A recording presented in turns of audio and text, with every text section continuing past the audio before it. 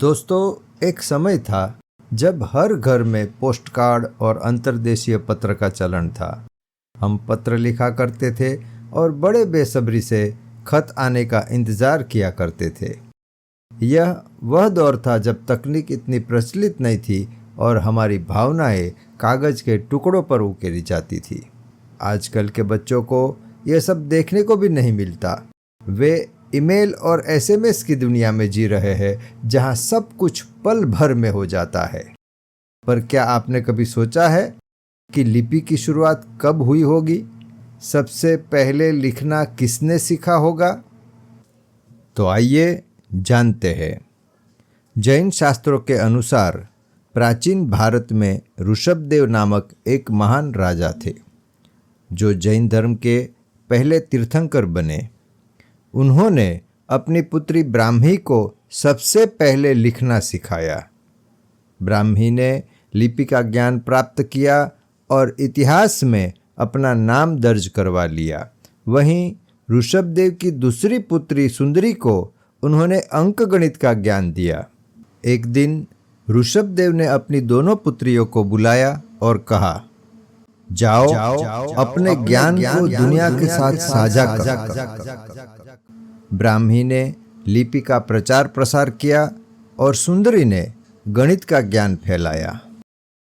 दोस्तों, इस वीडियो में आगे हम देखेंगे कि ब्राह्मी लिपि से कौन कौन सी प्रमुख लिपियां उत्पन्न हुई है। हम यह भी जानेंगे कि पहले लोग कैसे पत्थरों पर इतिहास दर्ज करते थे।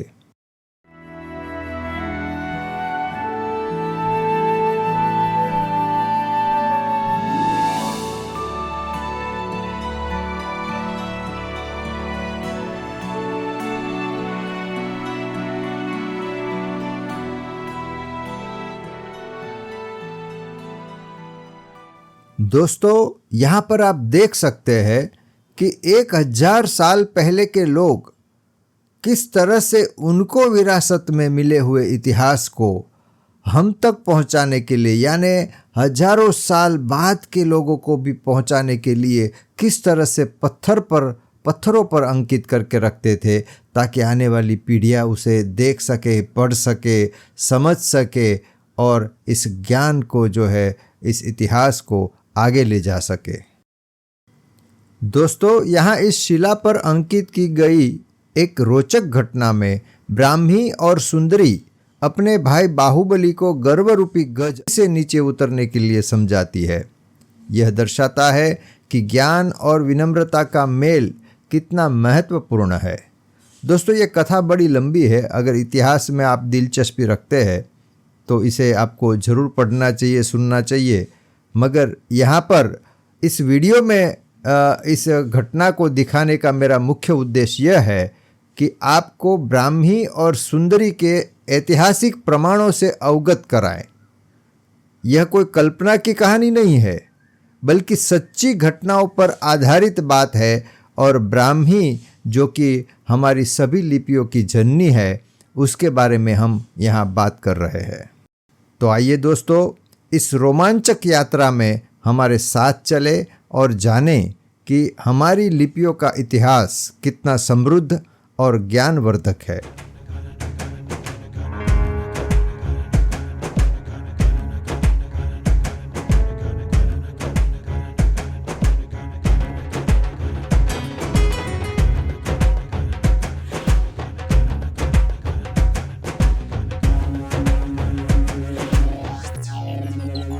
यह रास्ता सियामंगलम की ओर जाता है। सियामंगलम भारत के तमिलनाडु राज्य के तिरुवन्नामलाई जिले के वंदावसी तालुके में एक छोटा सा गांव है। भारत की समुद्री सीमा पर आया हुआ रामेश्वरम यहाँ से सिर्फ 122 किलोमीटर दूर है। इस स्थान पर रहने वाले लोगों का मुख्य व्यवसाय कृषि है। यह स्थान अवनी भजन पल्लेश्वरम मंदिर के लिए जाना जाता है। दोस्तों, सियामंगलम गांव में 1500 साल से भी ज़्यादा पुरानी विरासत है। इसमें 2 ऐतिहासिक रूप से महत्वपूर्ण रॉक कट गुफा मंदिर है। एक 7वीं शताब्दी का रॉक कट शिव मंदिर और दूसरा 9वीं शताब्दी का रॉक कट जैन मंदिर है।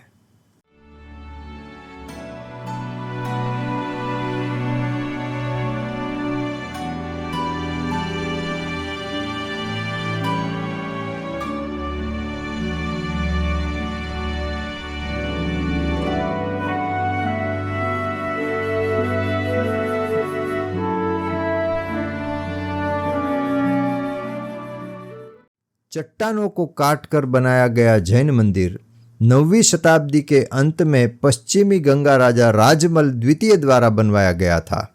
यहाँ पूर्व की ओर मुख वाली चट्टान की चोटी पर महावीर स्वामी, पार्श्वनाथ भगवान और बाहुबली की उभरी हुई मूर्तियां दिखाई देती है।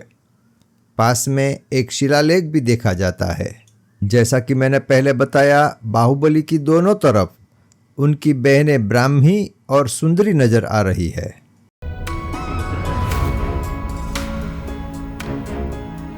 इनके पिता जैन धर्म के पहले तीर्थंकर ऋषभदेव का उल्लेख प्राचीन वैदिक साहित्य जैसे ऋग्वेद और यजुर्वेद में भी मिलता है।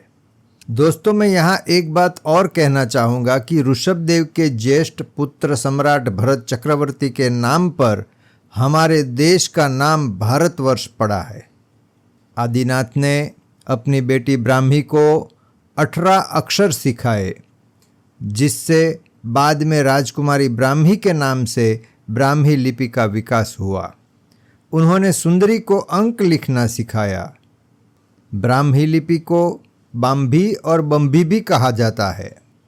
यह लिपि संस्कृत सहित कई भाषाओं की आधारभूत लिपि बनी।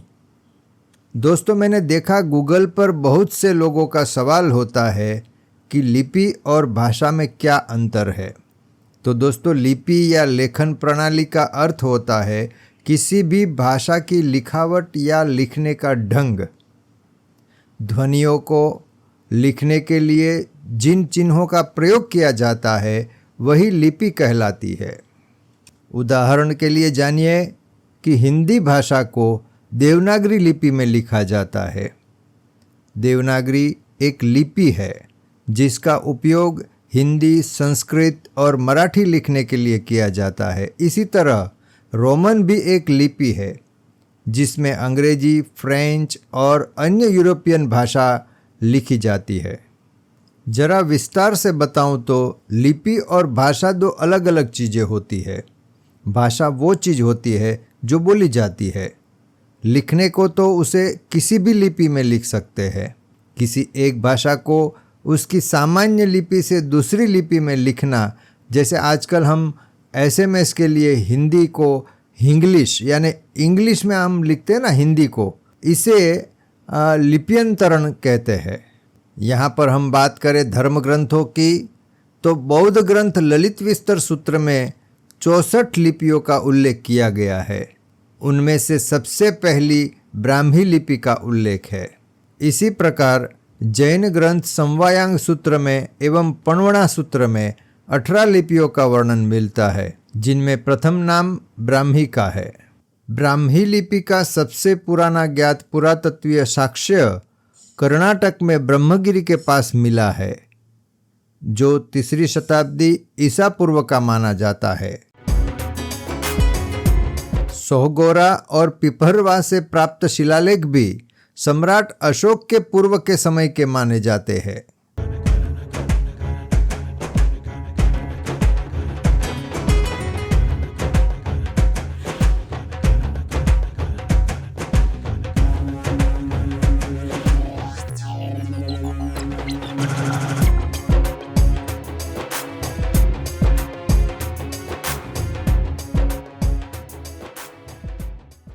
ब्राह्मी लिपि ने दक्षिण और दक्षिण पूर्व एशिया की विभिन्न लिपियों को जन्म दिया है, जिसमें प्रमुख है देवनागरी। इस लिपि का उपयोग भारत की कई भाषाओं को लिखने के लिए किया जाता है, जिनमें हिंदी, मराठी, संस्कृत शामिल है। दूसरी है बंगाली लिपि। इस लिपि का उपयोग बंगाली और भारत के पूर्वी क्षेत्रों में बोली जाने वाली अन्य भाषाओं जैसे असमिया को लिखने के लिए किया जाता है। तीसरी गुरुमुखी लिपि। इस लिपि का प्रयोग पंजाबी भाषा लिखने के लिए किया जाता है। चौथी है तमिल लिपि। इस लिपि का उपयोग तमिल भाषा लिखने के लिए किया जाता है, जो मुख्य रूप से भारतीय राज्य तमिलनाडु और श्रीलंका में बोली जाती है। पांचवी सिंहल लिपि। इस लिपि का प्रयोग सिंहल भाषा लिखने के लिए किया जाता है, जो श्रीलंका की राजभाषा है। छठी है थाई लिपि।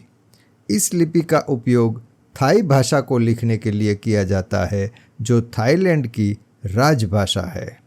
सातवीं है खमेर लिपि।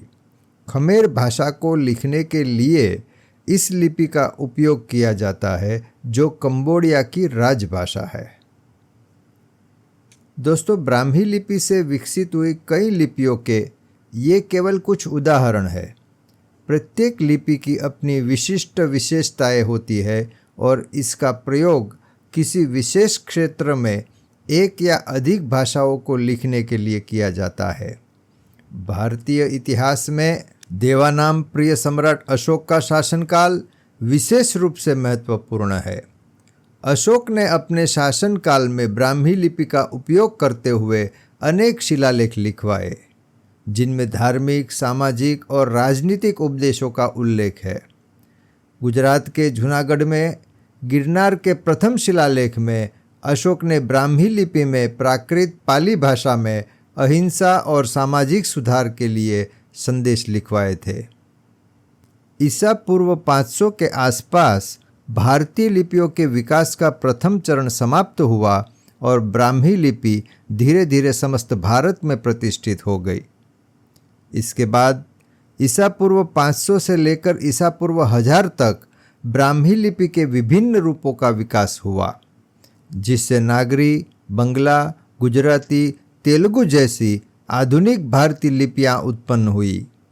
सन 1600 तक लिपियों में कोई बड़ा विकास नहीं हुआ, परंतु छापेखाने और राष्ट्रीय जागरण के कारण पुनर्जागरण काल में लिपि विषयक चिंतन पुनः प्रारंभ हुआ। इस प्रकार भारतीय लिपियों के इतिहास का तीसरा चरण सन 1600 से प्रारंभ हुआ, जो अब तक चल रहा है।